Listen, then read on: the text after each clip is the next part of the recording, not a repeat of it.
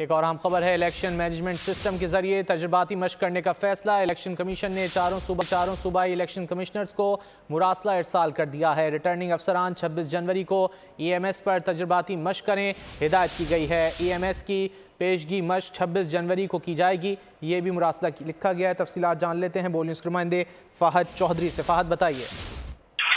जी देखिए, election commission ने इंतखाबात से कबल एक चौथी मरतबा EMS की आजमाइश का फैसला किया है और चारों सूबाई इलेक्शन कमिश्नर्स को मरासला अरसाल कर दिया गया और ये हिदायत की गई है कि ये मरासला रिटर्निंग अफसरान को भिजवाया जाए।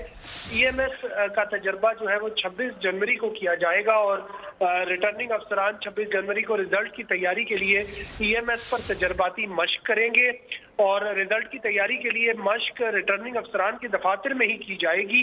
इस हवाले से SOPs जारी कर दिए गए हैं। रिटर्निंग अफसर 25 जनवरी तक फॉर्म 28 और 33 में इंदराज को मुकम्मल करेंगे और प्रिजाइडिंग अफसर 25 जनवरी तक पोलिंग स्टेशन का मैप भी भिजवाएंगे। तमाम प्रिजाइडिंग अफसरान को ROs 25 जनवरी तक डमी इंदराज शुदा फॉर्म 45 सब्सक्राइब करें और बेल दबाएं ताकि कोई खबर रह न जाए।